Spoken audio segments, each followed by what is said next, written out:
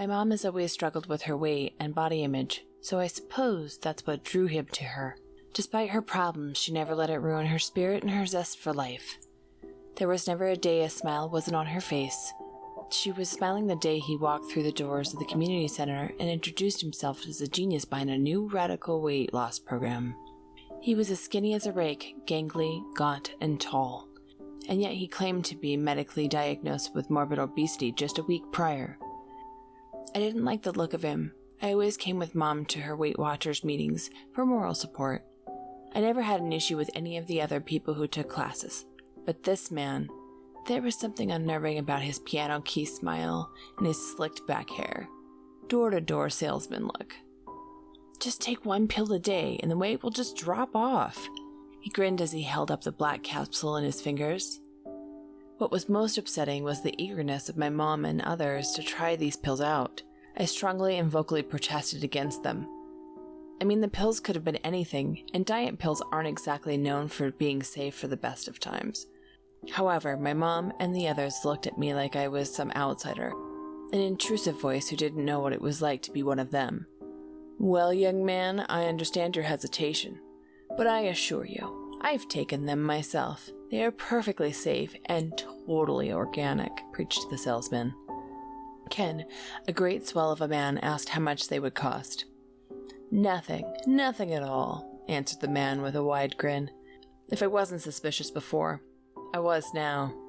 Nothing in this world is free. I could see my disbelief was offending the group and upsetting my mom, so I kept my mouth shut, whilst my mom and the others rushed up and snatched box after box. 1 pill a day, for 1 week, eat anything you want and gain nothing. That saying, if it sounds too good, it probably is, comes to mind. However, I didn't want to upset my mom, so when she started taking the pills, I was supportive and kept my doubts to myself. To my surprise, it seemed to be working. She would gorge herself like a beast, devouring an all-you-can-eat buffet in one sitting, and yet when she'd get on the scales the next morning, she hadn't gained a pound. Stranger still was the slime. Around the same time of my mom's new diet, slime like that of a slug began to appear in the house. They were far larger than slugs' trails, and all seemed to slither through the house and out through the cat flap. I told my mom, but she didn't seem bothered. In fact, all she was interested in was eating. I wasn't sure if it was because she was actually hungry or whether it was because she wanted to prove how good the pills were. McDonald's, Domino's, KFC, and Wendy's, you name it, she would shovel it in. She was like a starved animal, gluttonous and unending in her appetite, but she told me not to worry. She had the pills, they'd keep her from gaining weight. Eventually, though, her pills ran out, and that's when things went from weird to worse.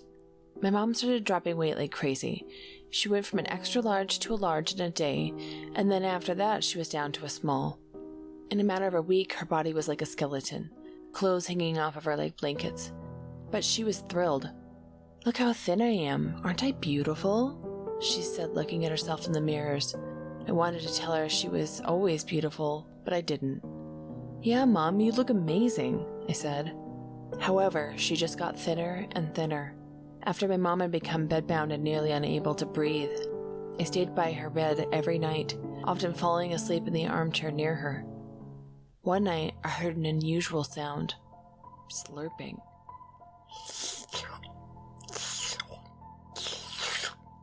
The sound was disgusting, and eventually it aroused me from my slumber. When I opened my eyes, I let out an audible gasp, swallowing all the air in the room. Before me was a shocking sight. Sucking on my mother's flesh were countless white, bulbous leech-like things. They were everywhere, each the size of a football, and all of them were snacking on my mother.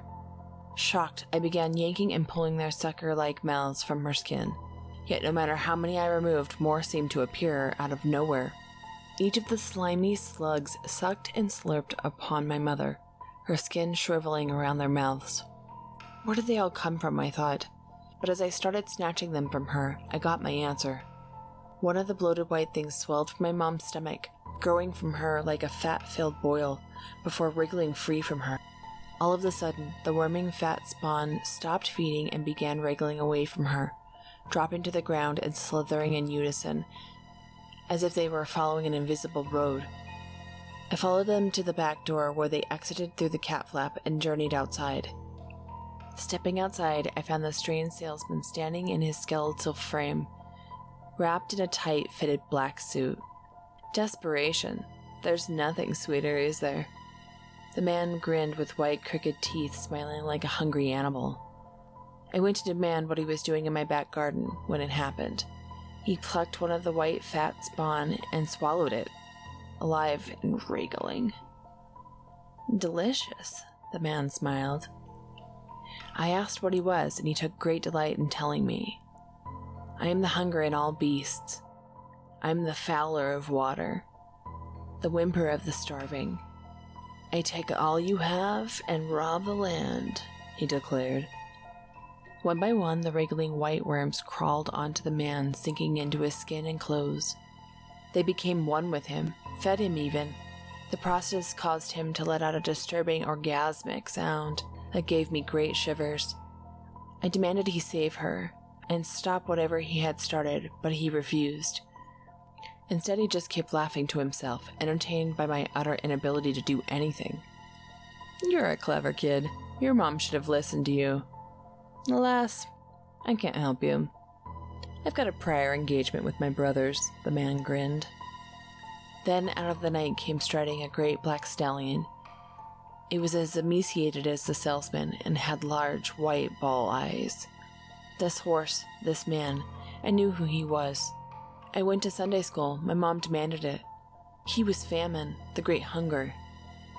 My shock and bewilderment brought the smile to the gaunt fellow's face as he mounted his horse. I picked up a wooden fence post, but before I could move towards him, his head twisted around and froze me with his gaze. My stomach clenched up and my skin tightened. My head spun inside my skull. Hunger can't be fought, lad, he smirked, and with that I fell to the ground. Exhausted and drained, I could do nothing to stop him as he rode off into the night. I never saw him again. The people just seemed to forget him. Even me and my mom couldn't recall the name he gave us as he entered the community center. The only thing he left behind, and the only evidence of his presence, were the hungry. Mom, Ken, Mrs. Hodge from down the road, and the rest of the Weight Watchers bunch all were hospitalized with a case of deliberate starvation. I explained to the doctors that it was the pills and the man, but they didn't believe me. Weight continues to drop off my mom and continues to crawl away.